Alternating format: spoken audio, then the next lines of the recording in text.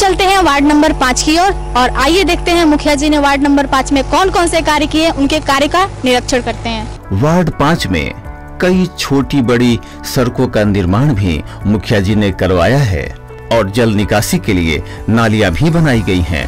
यहाँ भी नल जल का काम लगभग हर घरों में पूरा कर लिया गया है। अभी हम खड़े हैं वार्ड नंबर 6 में और आइए जानते हैं वार्ड नंबर 6 के विकास का हाल। वार्ड नंबर 6 में भी नल जल का कार्य पूर्ण हो चुका है और हर घर नल का जल सभी को मिल रहा है। जब हम वार्ड में घूम रहे थे तो हमें पंचायत में एक जगह पंचायत भवन भी दिखा। जब हम पंचायत भवन के अंदर पहुंचे तो देखा वहां मुखिया रंजू कुमारी और धर्मेंद्र कुमार सिंह तथा अन्य लोगों के साथ साथ वहां पे पंचायत में काम करने वाले कर्मचारी भी थे। कुछ कर्मचारी फील्ड वर्क में निकले थे और कुछ वहां पे काम करते हुए पाए गए। जब हमने मुखिया जी से पूछा कि ये कार्यालय में कौन सा काम होता है तो उन्होंने कहा कि पंचायत से जुड़ी सभी समस्याओं का यहाँ पे इसी कार्यालय से समाधान हो जाता है। वार्ड नंबर 7 में कई गलियों और सड़कों का निर्माण और ईंटीकरण कराया जा चुका है। पैक्स कार्यालय के पास मिट्टीकरण का काम भी मुखिया जी के द्वारा कराया गया है। इस वार्ड में भी नल जल योजना का कार्य लगभग पूर्ण हो चुका है। हमें वार्ड नंबर 5 के वार्ड सदस्य भी मिले हैं और वार्ड नंबर 7 के वार्ड सदस्य अखिलेश सिंह भी मिले हैं। आइए इन दोनों से बात करते हैं कि 4 साल आपके कार्यकाल का बीत चुका है। 4 साल में आप अपने वार्ड में कौन कौन से काम को पूरा कर लिए हैं और कौन कौन करना बाकी? 7 नंबर वार्ड इस पंचायत का सबसे छोटा वार्ड है और सबसे सुंदर वार्ड है। हमारे वार्ड में फिलहाल अभी कोई काम नहीं है। नली गली से लेकर के और सड़क तक टोटल इस वार्ड में है।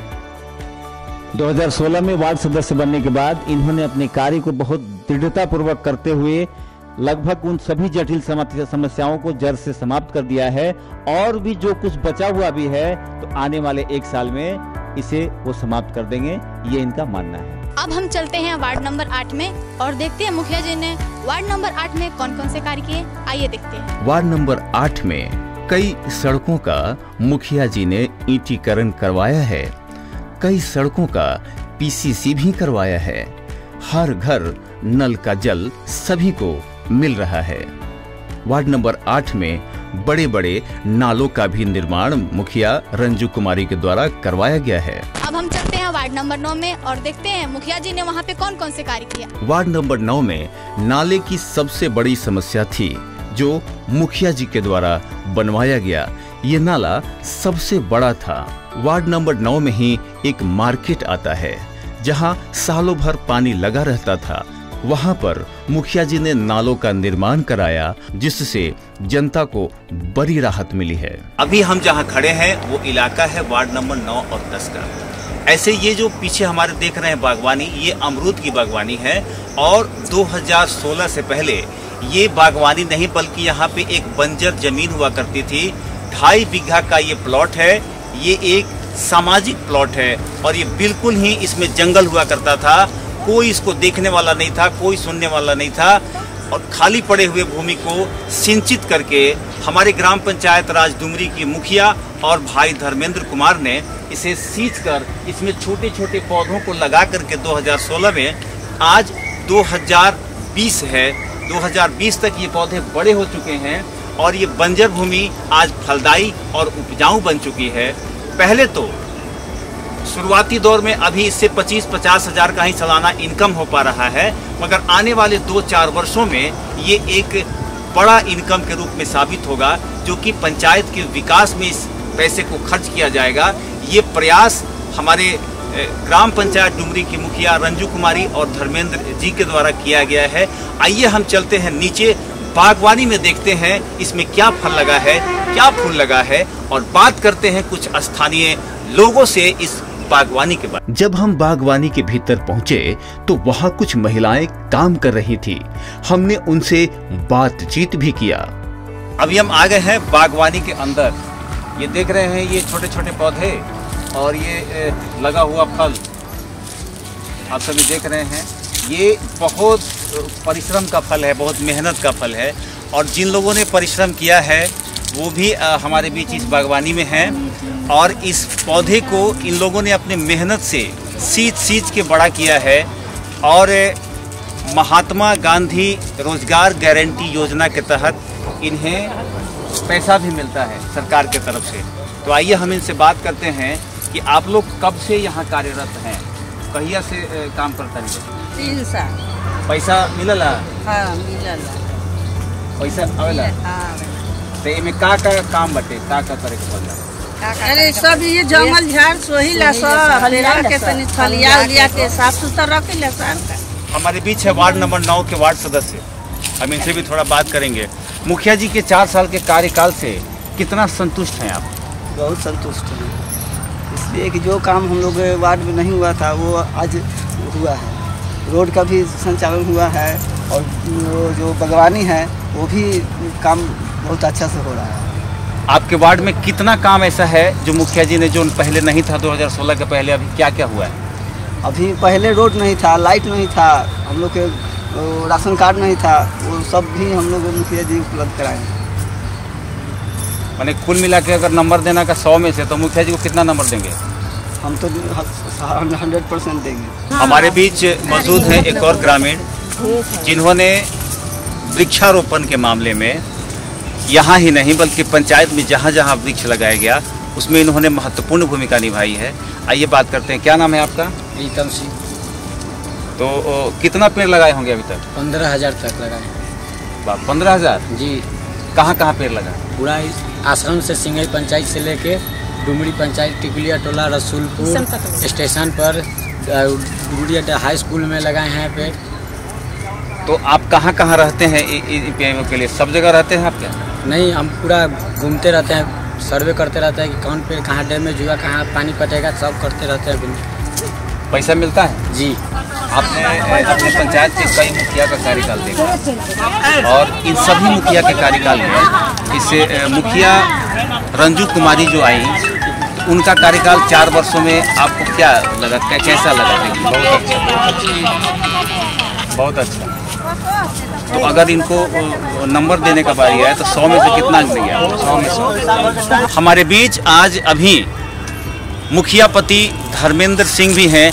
आइए हम उनसे जानते हैं इस बागवानी के बारे में, 2 शब्द उनसे भी बात करते हैं। धर्मेंद्र जी, आपने इस बागवानी को लगाने के लिए क्या परिश्रम किया और क्या कोई परेशानी भी आई? चूँकि ये बंजर भूमि था और जिसको सींच कर बनाया गया है, वो दिख रहा है, आज उसका परिणाम दिख रहा है। तो क्या क्या आपको परेशानियां झेलनी पड़ी इसके लिए? एक्चुअल में ये ज़मीन जो है मठिया का है, ये सामाजिक संस्था का ज़मीन है। ये समाज को मिला के सब लोग के बातचीत करने के बाद हम लोग ये निर्णय लिए कि जो बेकार ज़मीन है इस पर वृक्षारोपण हम लोग कर दें। वृक्षारोपण से 2 फायदा, एक पंचायत में जो गरीब लोग हैं उनको रोज़गार मिल जाएगा और दूसरा पंचायत हरा भरा रहेगा और कुछ मठिया को या किसी भी काम पंचायत में सामाजिक काम में इस पैसे का हम लोग यूज कर सकते। इसलिए हम लोग ये निर्णय लिए कि यहाँ पे ये बागवानी और पेड़ लगे। आज ये छोटा छोटा पौधा आज बहुत बड़ा हो गया है और इससे पंचायत को आमदनी भी हो रही है। फ़िलहाल ये 40,000 45,000 आमदनी है, भविष्य में लाखों रुपये का आमदनी का स्रोत है। कितने लोग इस बागवानी में कार्यरत हैं? इस बागवानी से वार्ड नंबर 9 के दलित बस्ती के मैक्सिमम महिलाएं हैं जिनका घर आस पड़ोस है, वही लोग इस पेड़ को सींचती हैं और ये 15-16 की संख्या में है। हर 100 पौधे पर एक महिला को रखा गया है। एक महिला के जिम्मे 100 पौधा होता है जिसको साफ़ करना है, काटना है, पानी पटाना है, सब कुछ करना है इन्हीं को। और इनके बदले में ये मनरेगा से इन लोग को 1400 रुपया डायरेक्ट इनके खाते में जाता है। बीच में बिचौलिए को कुछ नहीं मिलता है, इसलिए इन लोग को डायरेक्ट खाता में जाता है। इस पूरे 2.5 बीघा के प्लॉट में कितना पेड़ है अमरूद का? अमरूद का पेड़ 1000 लगा हुआ है। उसके बाद चारों तरफ से जो बांध है उस पर महोगनी का या कीमती लकड़ी का हम लोग पेड़ लगाए हैं कि भविष्य में इससे मठिया को इनकम हो। चलिए, इसमें पानी का क्या साधन रखे हैं? पानी के पेड़ के सिंचाई के लिए हम लोग यहाँ पे बोरिंग कराया हुआ है और बोरिंग करने के बाद इसमें हम लोग समरसेबुल डाल दिए हैं और समरसेबुल से महिला लोग भी पानी पटा लेते हैं। इसमें पैसा लगता नहीं है, बिजली पे चलता है और सब अमरूद अच्छी तरह फट जाता है।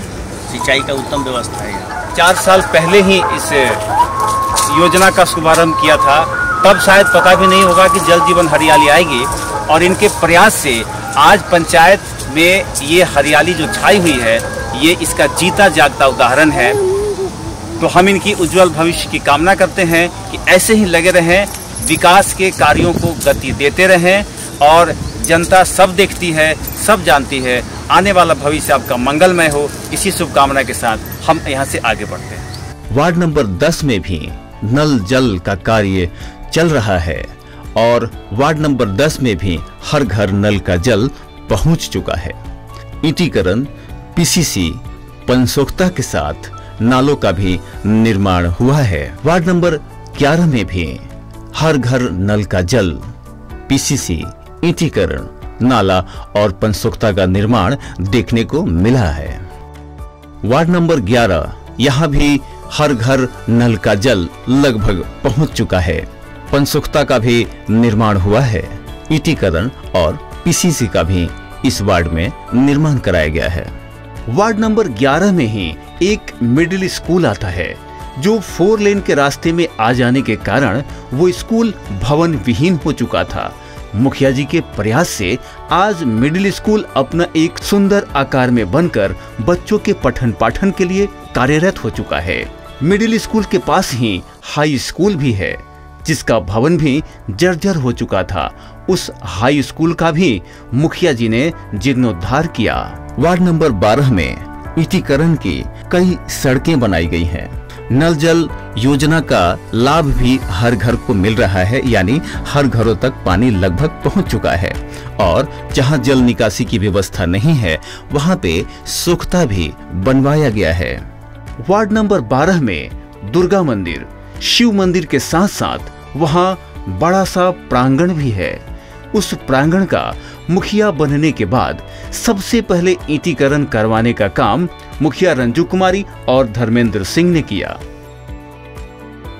इसी प्रांगण में तरुण सेवा संघ का मंच भी है, जिसे मुखिया जी ने सुंदर रूप में बनवाया, जो देखने में काफी आकर्षक है। यहाँ हर वर्ष विभिन्न क्षेत्रों से कलाकार पहुंचते हैं और अपने कला का प्रदर्शन करते हैं। वार्ड नंबर 13 में कई सड़कों का सोलिंग मुखिया रंजू कुमारी के द्वारा करवाया गया है। हर घर नल का जल भी लोगों को मिल रहा है। मगर जब लोगों से हमने स्थानीय मुद्दे पर बात किया तो लोगों ने कुछ यूं कहा। अभी हम खड़े हैं वार्ड नंबर 13 में और हमारे सामने है राघव बाबा का मठिया। पंचायत की एक बड़ी समस्या है कि ये जो आवास योजना है, इसमें बड़े पैमाने पे धांधली है। वीडियो जो है, वीडियो के थ्रू जो काम हो रहा है, 10,000 रुपया ले रहा है, तब घर के पास करा रहा है। और घर के पास कराने के बावजूद भी पैसा नहीं मिल रहा है, घरों दिखाने पर पैसा नहीं मिल रहा है। वो कब आएंगे नहीं आएंगे, कब टारेंगे, ऐसा ही टार बेटार हो रहा है। अभी आप बता रहे हैं कि बीडीसी के थ्रू पैसा ले लिया, फिर इसमें मुखिया जी कहाँ इसमें आते हैं? नहीं, मुखिया जी नहीं आते हैं, तो बीडीसी से हम लोग काम करवाए थे। रोड पर कहियो निकल घूमल रहा है, गाँव में निकलना बहुत, गाँव में आवे के चाहिए मुखिया भर बड़ा, तो गाँव में कहियो नहीं खाना है, अन्य घुमाता रहू, खाली इंदिरा पास करा से घरे बैठल से हो जाई। वार्ड नंबर 13 में हमें एक सूरदास मिले। अब ये सर सच है या झूठ है, या हमारे आवास पर चल के आप देख सकते हैं कि हमारे अंदर कितना सच्चाई है या झूठाई है। कहाँ आपका आवास है? बस यहीं से मुश्किल से 2 मिनट सर लगेगा चलने में। वो हमें अपने घर चलने को कहा। वहां वो हमें कुछ दिखाना चाहते थे, तो हमारे रिपोर्टर ने उनका हाथ पकड़कर उनके घर की ओर चल पड़ी। जब हम उनके घर के पास पहुंचे तो उन्होंने हमें कुछ दिखाया। ये जो नल जल है, यहाँ आज तक सुखता नहीं मिला है। सर, ये मेरे आवास है, जो कि हमारे पुत्र के नाम से 2014 में मिला था, जो कि 2 किस्त फाइनल हो गया। तीसरा के लिए आज तक हम दर के ठोकर खा रहे हैं, लेकिन कोई अधिकारी सुनने के लिए तैयार नहीं है। वार्ड नंबर 14 में भी मुखिया जी ने कई सड़कों का निर्माण ईटीकरण और पीसीसी के द्वारा करवाया है। हर घर नल का जल भी वहां मिल रहा है और कई पंचोखता का निर्माण करवाया है और कुछ काम अभी बाकी भी है। वार्ड नंबर 16 में जल निकासी नहीं होने के कारण कई घरों में पनसुखता देखा गया। कई गलियों में ईंटीकरण का भी काम हो चुका है। हर घर नल का जल का काम प्रगति पर है। सभी वार्डों को घूमने के बाद, जनता से बातचीत करने के बाद हम सीधे पहुंचे मुखिया रंजू कुमारी और धर्मेंद्र कुमार के आवास पर और जनता के मुद्दों को सीधे उनके सामने रखा। अभी हमारे बीच हैं ग्राम पंचायत राज डुमरी की मुखिया रंजू कुमारी और धर्मेंद्र सिंह। हमने पूरे पंचायत का भ्रमण किया। इस पंचायत में कुल 16 वार्ड थे। मैंने 16 वार्ड का बारी बारी से भ्रमण किया, जनता से सवाल जवाब किया और सवाल जवाब के साथ कुछ प्रश्न आए तो मुखिया जी से था कुछ प्रश्न जनता की समस्याओं को लेकर के जो वो इनसे नहीं पूछ पाते हैं, तो हमारे थ्रू कुछ प्रश्न आए हैं तो मैं इनसे जानना चाहूँगा। लेकिन सबसे पहले हम इनसे जानना चाहते हैं कि ना कोई पद, ना उम्र ज़्यादा, ना कोई तजुर्बा, इतनी कम उम्र में मुखिया बनने की प्रेरणा इनको कहाँ से मिली, ये जानना चाहेंगे ग्राम पंचायत राज डुमरी के मुखिया रंजू कुमारी जी से। देखिए, मेरा एक सपना था कि मैं अपनी जनता की सेवा करूं और इसमें मैं अपना कदम बढ़ाई और जनता की सेवा करना शुरू की। तो अब सेवा बिना पद के नहीं हो सकता था, इसलिए मैं चुनाव लड़ने का निर्णय ली और उसमें मैं अपना कदम बढ़ाई। जनता ने मेरा सहयोग किया और इसमें मैं आगे बढ़ी, क्योंकि मेरा इच्छा था कि मेरा गांव, इसमें मेरे गांव में विकास हो और इसमें बहुत पिछड़ा हुआ था मेरा गांव। तो मैंने सोचा कि मैं कुछ पद लेकर ही इस समस्या का समाधान कर सकती हूँ, इसीलिए मैंने सोचा कि मैं चुनाव लड़ूंगी और अपनी समाज सेवा करूंगी और उसमें मेरी जनता बहुत बहुत सहयोग किया। मैं एक बहू के रूप में हूँ, जैसे फैमिली परिवार में अपने सास और सबको सेवा किया है, तो मैं उसी तरह अपने गांव की सेवा कर रही हूँ। मुखिया बनने के बाद सबसे पहले आपने किस कार्य को किया? क्या लगा कि सबसे ज़्यादा ज़रूरी है? सबसे पहले काम मुखिया बनने के बाद कौन सा किया? सबसे पहले मैंने स्कूल बनवाया, क्योंकि यहाँ पे शिक्षा की कमी थी, स्कूल नहीं थी, बच्चे लोग दूर पढ़ने नहीं जा रहे थे। इसलिए मैंने सोचा कि गांव के सबसे फर्स्ट काम बच्चे लोग पे ध्यान देना है, क्योंकि बच्चे ही भविष्य होते हैं और जब पढ़ाई सही रहेगा तभी गांव के विकास होगा। लोग शिक्षित रहेंगे, जब बच्चे शिक्षित होंगे तभी तो आगे जो भी होगा अच्छा काम होगा। इसीलिए मैंने सबसे पहले स्कूल बनवाया। स्कूल पहले से था लेकिन बहुत जर्जर अवस्था में था, 4 लाइन में पड़ गया था मध्य विद्यालय, तो उसमें बहुत विवाद था, बन नहीं रहा था। तो मुखिया बनने के बाद मैंने उस सारे विवाद को निपटाया। उसके बाद स्कूल बनवाई और उसमें पढ़ाई हो रहा है। आप तो घूमे होंगे, देखे ही होंगे। जी। और हाई स्कूल का भी वही हाल था, वो भी जर्जर अवस्था में ही था। लेकिन मैंने बहुत तरह की समस्याएं आई, उसमें बहुत से लोग बनने नहीं दे रहे थे, बहुत विवाद था। लेकिन मैंने हर एक तरह से उसमें कोशिश करके सब विवाद के निपटारा करके स्कूल बनाया है। आपने तो जाके देखे होंगे, वो सब अब सही से पढ़ाई चल रहा है। मेरे गाँव के सारे बच्चे पढ़ रहे हैं, इससे मैं बहुत खुश हूँ कि जो मेरा फर्स्ट काम सही हो गया। जी, मैंने स्कूल देखा है, बहुत ही अच्छा कंडीशन में है और बहुत ही सुंदर जो मध्य विद्यालय बना है वो देखने लायक है और बहुत अच्छा बना है। ये आपके प्रयास से हुआ है, ये यहाँ की जनता भी कह रही थी। पंचायत में सबसे बड़ी जो समस्या थी आपके चुनाव जीतने के बाद 2016 में, आपने सबसे बड़ी चुनौती, सबसे बड़ी समस्या के रूप में किसको देखा? किस चीज़, कौन सी चीज़ लगी कि सबसे बड़ी समस्या है? सबसे बड़ी समस्या तो यहाँ पे मेरे पंचायत में पानी की है। मैंने जब पंचायत में घूमी चुनाव के पहले तो देखी कि मतलब बहुत दूर दूर से महिलाएं हाथ में बाल्टी डब्बा ले पानी लेके आ रही थी। तो उसी टाइम मैंने सोची कि सबसे फर्स्ट काम मैं जब जीतूंगी तो पानी की व्यवस्था ज़रूर करूँगी। आज मैं हर एक घर में नल दे दिए हैं, आज जो नहीं दिया है अभी दिला रहा है। और रोड की भी स्थिति ठीक नहीं थी, गली गली में बारिश होता था तो पूरा पानी लग जाता था, नाली बह रहा था। तो यही सब नाली, रोड, पानी, ये सब हम व्यवस्था किए हैं। अभी हाल ही में कोरोना का समस्या आया था, इस कोरोना के समस्या के समाधान के लिए कौन कौन सा उपाय पंचायत में किया गया? मैंने तो पहले राशन जो सरकार के द्वारा मिल रहा था, जिसके पास कार्ड नहीं था, बिना कार्ड वाले के भी राशन की व्यवस्था करवाए हैं।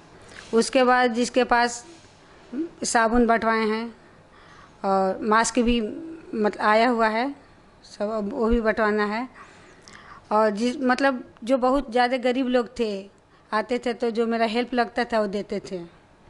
और जो भी कोरोना में बाहर से लोग आते थे, उन लोग को स्कूल पर रखा गया था और वहाँ पे खाना वाना की सब व्यवस्था था।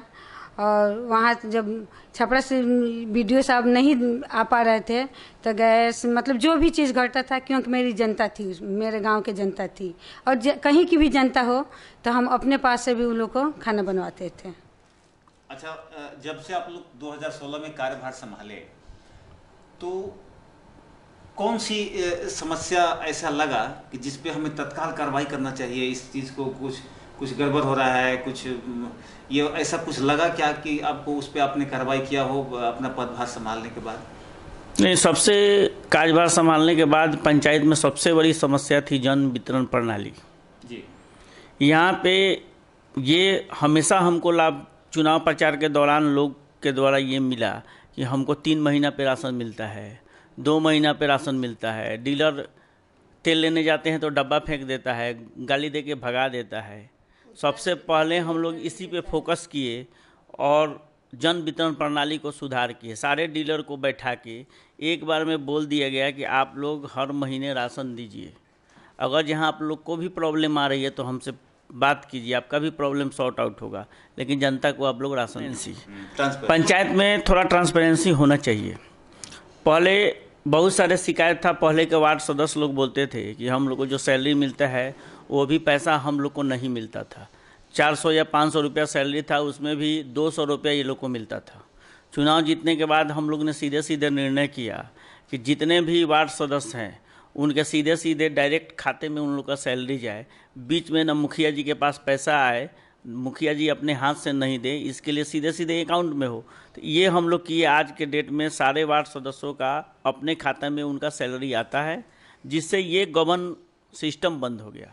पहले पंचायत भवन पर पैसा बटाता था, कैश, हाँ, वो सिस्टम खत्म। हाँ, अब अकाउंट में ही आ रहा है पैसा। सराहनीय कदम है। अच्छा, वार्ड नंबर 2 में थोड़ा समस्या आया गया तो कुछ लोग बोलते हैं कि मेरा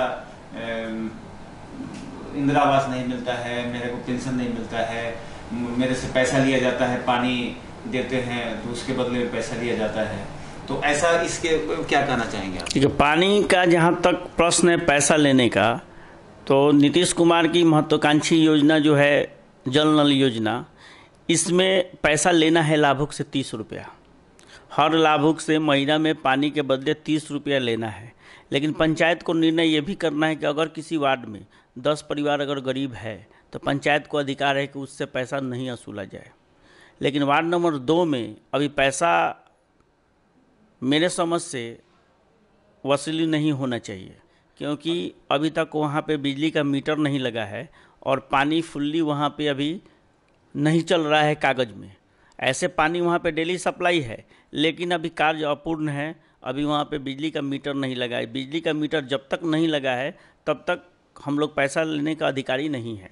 रहा सवाल पैसा लेने का, तो वहाँ पे प्राइवेट से एक ऑपरेटर रखा हुआ है।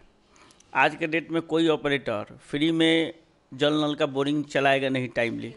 दिन भर में 3 बार 4 बार वहाँ पे पानी लोगों को मिलता है। तो ऑपरेटर को पैसा देने के लिए वार्ड सदस्य वहाँ पे लोगों से बात करके ही कुछ अमाउंट फिक्स किए हैं, 20, 25 या 30, उस अमाउंट को वसूलते हैं और उससे वो चलाने वाले को देते हैं। तो इसमें मैं नहीं समझता हूँ कि कुछ गलत है। आज नहीं तो कल पैसा तो लोग को देना ही पड़ेगा। लेकिन ये भी हम उस वार्ड में लोगों को ये बताए हैं कि जो गरीब परिवार है, जैसे हरिजन है, प्रॉब्लम है, उसका 50% हरिजन को ऐसे ही कम देना है सरकार के गाइडलाइन के अनुसार। इसके अलावा भी अगर किसी के पास पैसे की कमी है, निर्धन है, तो उसका पैसा नहीं लिया जाए। आज पूरा पंचायत घूमते हुए हम अचानक आपके कार्यालय पे पहुंचे, जो पंचायत कार्यालय है, पंचायत भवन में बना हुआ है। क्या 2016 से पहले इस तरह का कोई कार्यालय अपने पंचायत में था? नहीं, पहले तो पंचायत भवन ही पूरा जर्जर अवस्था में था, वहाँ कोई जाना चाहता नहीं था। दिन में भी पूरा मतलब सांप वाप से लोग डरता था, इतना ना वहाँ पे गंदगी था कि कोई जाना नहीं चाहता था। तो उसके बाद हम लोग जब जीते उसके बाद पंचायत भवन को बनवाए हैं, मिट्टी उट्टी भरवा के पूरा सब लाइट बिजली हर एक चीज़ की व्यवस्था कर दिए हैं। तो अब उसमें नियम से डेली लोग जाते हैं, अपना काम उसी में करवाते हैं। कौन कौन सा कार्य वहाँ से संचालित होता है उस कार्यालय से? पंचायत के सारे कार्य पंचायत भवन से ही संचालित होते हैं। हम अपने आवास पे कोई कार्य नहीं करते हैं, केवल सुबह लोगों से मिलना जुलना ये होता है। अगर कोई काम के लिए आता है तो 10 बजे से 4 बजे तक पंचायत कार्यालय पे ही काम होता है। आवास योजना का हो, वृद्धा पेंशन का हो, ये सारे काम वहीं पे होता है। या किसान से संबंधित कोई भी कार्य हो, वहाँ कृषि का भी काम शुरू करा दिया गया है पंचायत भवन पे, दूसरे रूम में उसको कृषि के लिए रखा गया है। कि पहले आपके यहाँ माननीय सांसद जो छपरा के हैं राजीव प्रताप रूढ़ी के द्वारा एक एम्बुलेंस गाड़ी दी गई थी, वो अभी इस पंचायत से चली गई है, तो इसके पीछे क्या कहानी है? कई मुँह कई तरह की बातें कर रहे हैं, आपका क्या कहना है? माननीय सांसद महोदय द्वारा उनका जब लोकसभा का चुनाव था उस टाइम बहुत सारे पंचायतों को एम्बुलेंस की सुविधा दी गई थी, गाड़ी दी गई थी। उस समय उस गाड़ी को लेकर कोई गाइडलाइन जारी नहीं किया गया था।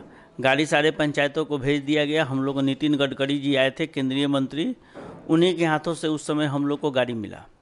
गाड़ी आने के बाद चुनाव के बाद रूढ़ी जी के कार्यालय से फ़ोन आया कि सारे गाड़ी को आप लोग भिजवा दीजिए मेरे अमनौर, जहाँ पे सर्विसिंग के लिए। हम लोगों ने गाड़ी भेज दिया। गाड़ी भेजने के बाद हम लोग को कॉल आया कि मीटिंग रखे थे रूढ़ी जी, हम लोग गए वहाँ पे कुछ गाइडलाइन जारी किए वो गाड़ी के लेके। गाड़ी के गाइडलाइन में हम लोग देखे कि सारा खर्चा पंचायत को वहन करना पड़ रहा था, ड्राइवर को, मेंटेनेंस को। इसके अलावा पेशेंट से 14 रुपये किलोमीटर लेना था। हम लोग ये चीज़ को हम एग्री नहीं हुए, इसलिए उस एम्बुलेंस को हम नहीं लाए।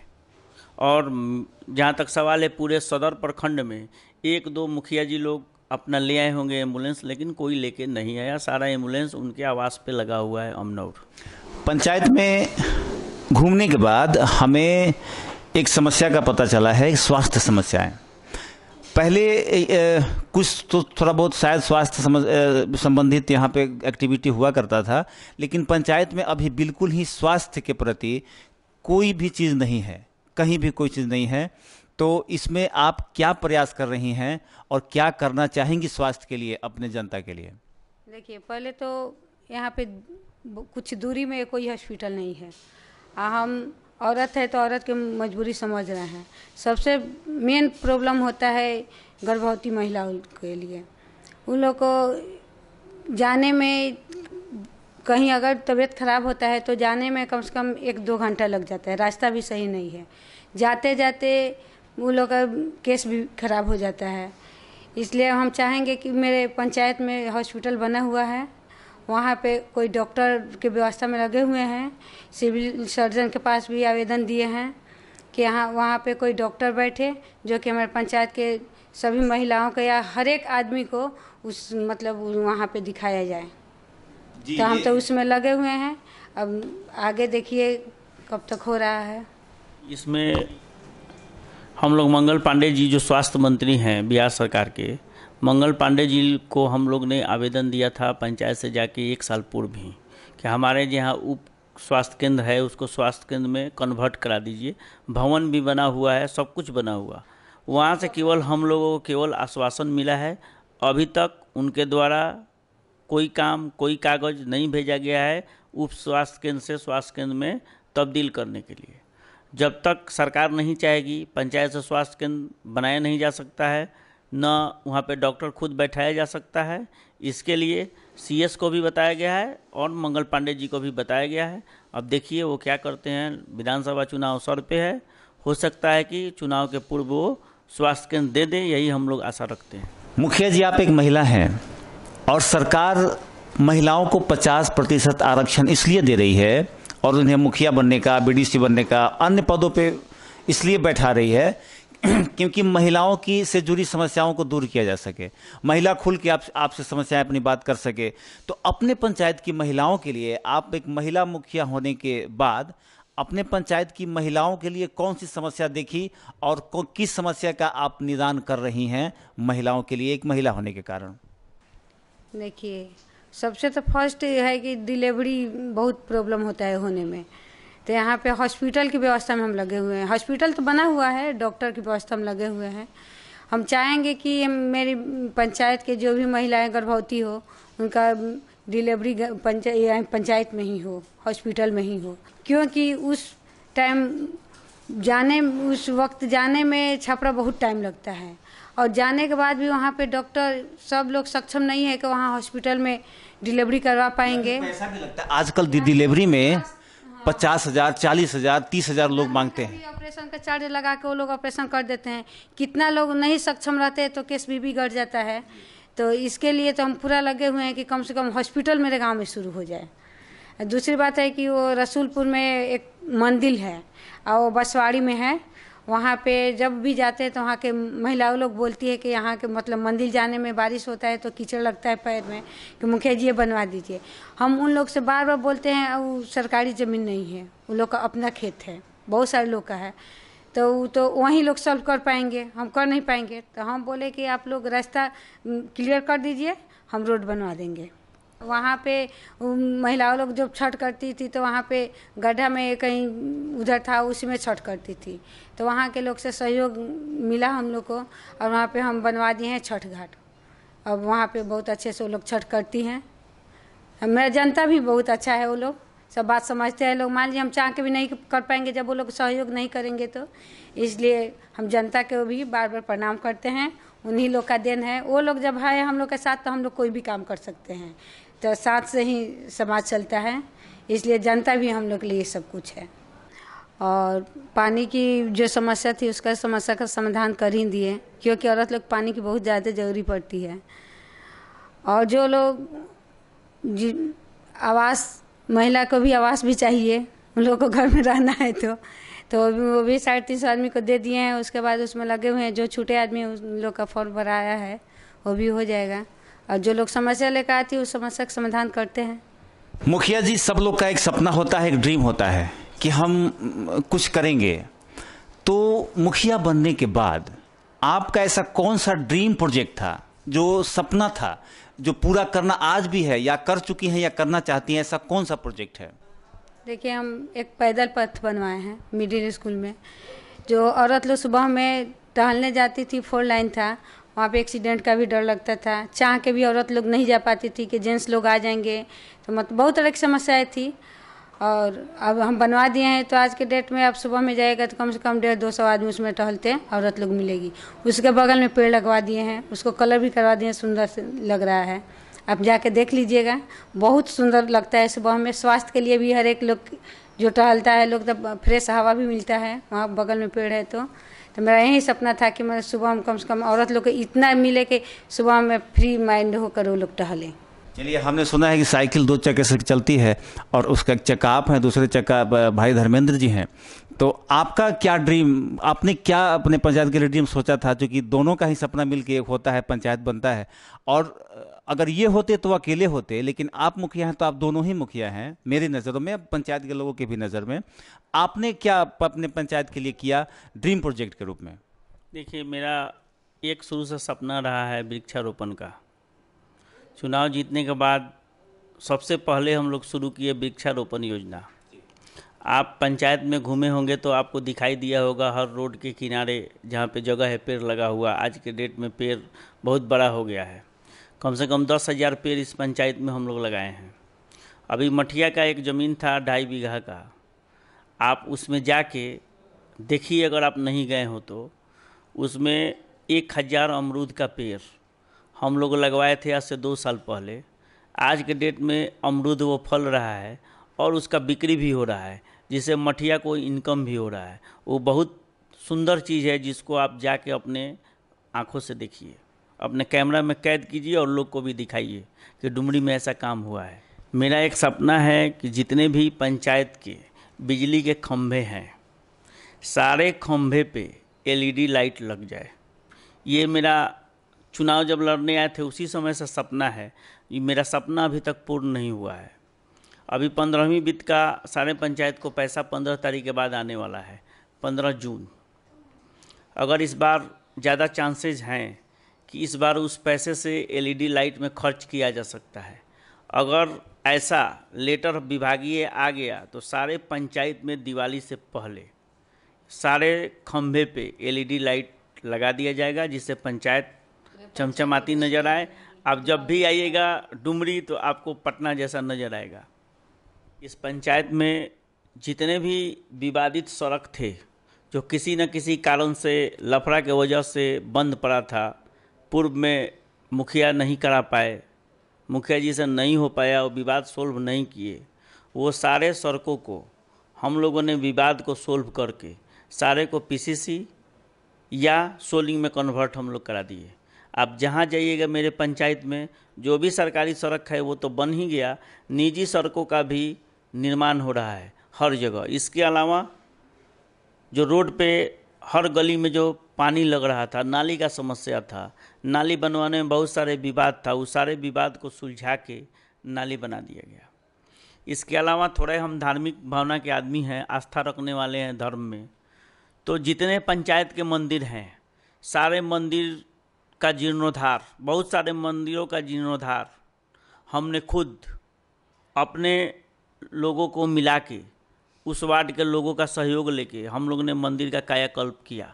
बहुत सारे मंदिरों का निर्माण हुआ। लेकिन आपके इलाके में मस्जिद भी आता है आपको? मस्जिद आपने देखा होगा, मस्जिद परिसर में भी आने जाने का रास्ता जो कच्ची था उसको भी आज हम लोगों ने सोलिंग करा दिए। हमारे वार्ड सदस्य 6 नंबर वार्ड में वो मस्जिद पड़ता है, आप हमारे वार्ड सदस्य से भी पूछ लीजिए, उसमें वार्ड सदस्य के द्वारा पूरे रास्ते को सोलिंग करा दिया गया। आज मस्जिद में आने जाने में किसी को कोई प्रॉब्लम नहीं है। इसके अलावा उसमें मस्जिद में भी हम लोगों ने नलका लगा दिया गया है, वहाँ भी नल खोलिए पानी मिलेगा, आप जाके उसको देखिए। नल जल योजना के तहत पंचायत में बहुत सारे अच्छी सड़कों को काट दिया गया, उनको उनका रूप बिगाड़ दिया गया। यहाँ जहाँ तक ठीक रोड था उसको भी खराब कर दिया पाइप लगाने के लिए। ये पाइप लगाने काटने की जिम्मेदारी किसकी थी और उसको पाटने की जिम्मेदारी किसकी है? मुखिया जी पंचायत का बहुत सड़कों का रूप खराब हो चुका है, मैंने अपने कैमरों में कैद किया है। इसकी जिम्मेदारी किसकी है कि फिर से वो रोड सुचारू अच्छी तरह से बन जाए और सुंदर लगने लगे? ये जिम्मेदारी किसकी है? नितेश जी, जब भी कोई डेवलपमेंट होता है तो डेवलपमेंट के साथ साथ कुछ न कुछ प्रॉब्लम होता है। जब भी डेवलपमेंट होगा तो रोड कट होगा, दीवार टूटेगा, घर आप अपना बना रहे हैं, रीमॉडलिंग करा रहे हैं तो तोड़ना पड़ता है ना, फिर नया सीमेंट लगेगा, ईंटा लगेगा, छड़ लगेगा। ठीक उसी तरह अगर लोगों के घर तक पानी पहुंचाना है तो रास्ते से ही जाएगा, रास्ता है पीसीसी तो उसको काटना ही पड़ेगा। तो अभी वो पाइपलाइन का काम चल रहा है। चुनाव से पहले, पंचायत चुनाव से पहले इस पंचायत में आप फिर आइएगा, जितने भी रोड कटे हैं सारे रोड भर दिए जाएंगे और सब आपको चमचमाती सड़क नज़र आएगी।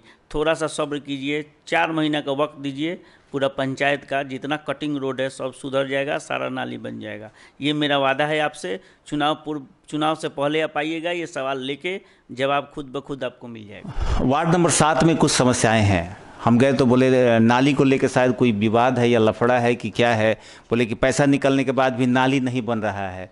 क्या आपके नज़र में कोई है समस्या वास्तविक? कुछ नाली में समस्या है वार्ड 7 में, तो मेरा खुद आप जहाँ पे बैठे हैं वार्ड नंबर 7 ही है। इसमें बहुत सारे नालियों का निर्माण हो रहा है युद्ध स्तर पर। वार्ड सदस्य भी बहुत अच्छा काम करा रहे हैं इस वार्ड में, उन्हीं का भी प्रयास है कि नाली बन जाए। वार्ड सदस्य के घर के आगे से एक नाला जरहिया तक गया हुआ है, तालाब है जरहिया गड्ढा, वहाँ पे वो नाली निकासी होता है। नाली पहले से बना हुआ है, बना क्या है वो मेरे निजी पैसे से चुनाव से बहुत पहले ही बना है, उसमें मेरा भी घर का नाली बनता है। उसी नाली को थोड़ा सा और उसमें हाइट देना है और ढक्कन देना है। अभी काम जो चल रहा है उसके पीछे अभी काम चल रहा है, 200 मीटर उस नाली का निर्माण हो गया है, अभी 400 उसमें और बचा है। 10 से 20 दिन के अंदर वो नाली का काम कंप्लीट हो जाएगा।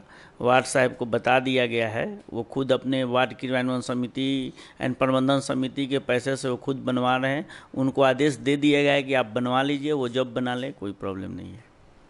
जी, पंचायत में एक बहुत मज़ा आने वाला बात मिला हमको तो हंसी आया भाई, इस तरह का बात जब सुने तो मज़ा आया, लेकिन सोचा आपसे ज़रूर पूछेंगे हम। बात ये थी कि कुछ महिला जो थी गांव की, जिन्हें हम लोग कम पढ़े लिखे कहते हैं, वाकई में होती हूँ, वो बोली कि हम जब जाते हैं तब मुखिया जी छुप जाती हैं। अब बोलती है ना कि बोल दो कि नहीं है, और अपना फ़ोन भी बंद रखते हैं, आप भी और आप भी। क्या ऐसी समस्या है क्या? ऐसी बात तो नहीं है, वैसी जो लोग बोली होंगी तो ये गलत बात है।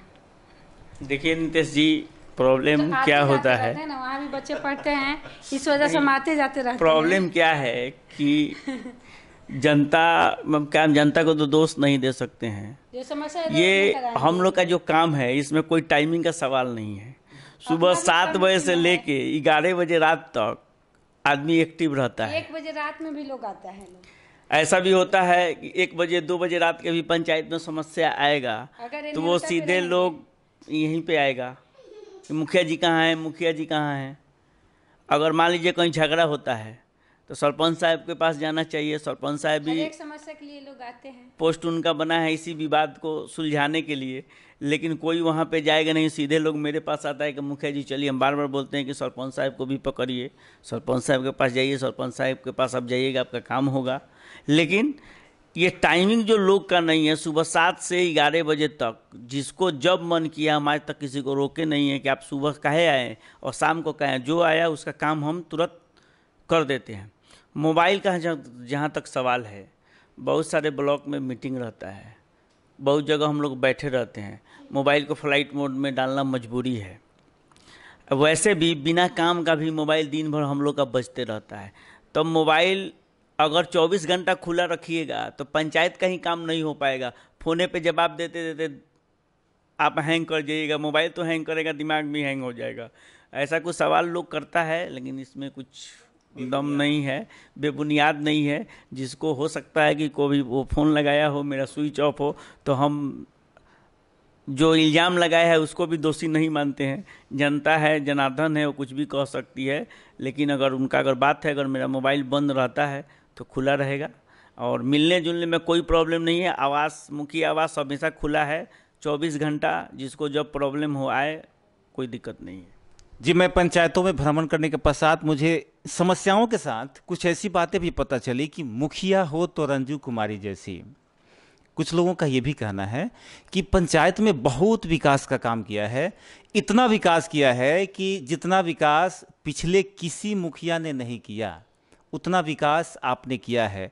कुछ लोगों का कहना है कि जब ये मुखिया रहते ऐसा कर सकती हैं, तो अगर ये विधायक बन जाएं तो ये तो हमारे क्षेत्र का काया पलट हो जाएगा। क्या आपकी भी इस तरह की कुछ सोच है क्या कि मुखिया से विधायक की ओर आगे बढ़ने का? अगर है तो आज जनता के सामने इस बात का उजागर किया जाए ताकि बात दूर तक जाए। नहीं, ऐसा तो कोई इच्छा नहीं है। हम लोग का जो क्षेत्र है गरखा विधानसभा है, और पंचायत को छोड़ के अभी बाहर जाने का इरादा नहीं है। अभी तो पंचायत चुनाव ही है, पंचायत चुनाव लड़ा जाएगा। विधानसभा का जहाँ तक बात है तो गरखा विधानसभा के क्षेत्र से हम लोग आते हैं, जो अभी रिजर्व है। जब रिजर्वेशन ख़त्म हो जाएगा तो देखा जाएगा। सबकी भी महत्वाकांक्षा है, इच्छा है, होगा, देखा जाएगा। चुनाव जब आएगा, रिजर्वेशन टूटेगा, देखा जाएगा। उस समय जनता की इच्छा होगा तो आजमाया जाएगा। धर्मेंद्र जी, बरसात आने के करीब है, कहीं कहीं बड़े बड़े गड्ढे खोद दिए गए हैं, कहीं सड़कें काट दी गई हैं, कहीं कुछ है, मतलब किसी को गिरने का भी समस्या है, पैर हाथ भी टूट सकता है। कुछ जगह हम ऐसा वीडियो बनाए हैं जहाँ पे बड़ी बड़ी गड्ढाएं हैं। तो बरसात आने वाला है, पानी भर जाएगा, किसी को दिखेगा नहीं, ऐसे में दुर्घटना हो सकती है। इसके लिए अभी से क्या प्रयास किए जा रहे हैं? देखिए, प्रयास तो चल रहा है कि जितने अगर बड़े गड्ढे हैं उसको तो अभी टेम्पररी भर दिया जाएगा, परमानेंट उसको पिचिंग नहीं हो सकता है, क्योंकि अभी जल नल का पानी जो पीएचडी वाला है वो अभी शुरू नहीं हुआ है। तो जब तक पानी चेक नहीं होगा कि अगर लीकेज हो जाएगा पाइप में तो ठीक नहीं हो पाएगा, पीसीसी फिर काटना पड़ेगा। इसलिए अभी टेम्पररी बरसात के दौरान इस समय हम लोग भरने का काम कर रहे हैं कि जिससे कोई हादसा नहीं हो, कोई गिरे नहीं। छोटे मोटे गड्ढे तो अभी रहेंगे। मेरे समझ से 1 महीना के अंदर ही सारे गड्ढे या जल नल सब चालू हो जाना चाहिए। 1 से 1.5 महीना लगेगा, सारे वार्ड का काम कंप्लीट हो जाएगा। और इसके मुखिया रंजू कुमारी जी और श्री धर्मेंद्र सिंह जी दोनों से हमने बात किया और पंचायत में जितनी भी समस्याएं उठी थी, जितनी आवाज़ें उठी थी, उन सब विषयों पर मैंने बारी बारी से चर्चा किया और इन लोगों ने बेबाकी से उस प्रश्नों का उत्तर दिया। तो अपने मुखिया काल में, मतलब 2016 से 2021 तक के इस मुखिया की यात्रा में इनकी जो भी पहले जो पंचायत मिला उससे बेहतर बना के इन लोगों ने पंचायत को दिया। और हम 2021 में होने वाले चुनाव के लिए इन लोगों को एक बार फिर से शुभकामना देते हैं और ये कामना करते हैं कि आप एक बार फिर से आएँ, मुखिया बने और जिस तरह 2016 से 21 तक इन 5 साल के कार्यकाल में आपने पंचायत को विकास ही विकास दिया है, उस तरह से आप 21 से लेकर 26 तक भी इस पंचायत के मुखिया रहें। यह हमारी शुभकामना है। इसके साथ ही आप लोग को कीमती समय देने के लिए बहुत बहुत आप लोगों का धन्यवाद। नमस्कार। धन्यवाद। आप भी आए, हम लोग का इंटरव्यू लिए, पंचायत को देखे, इसके लिए आपको भी बहुत बहुत धन्यवाद। आपसे पता चला कि पंचायत की क्या समस्याएं हैं, आप उसका समस्या को बताएं हम लोग को, इसके लिए धन्यवाद।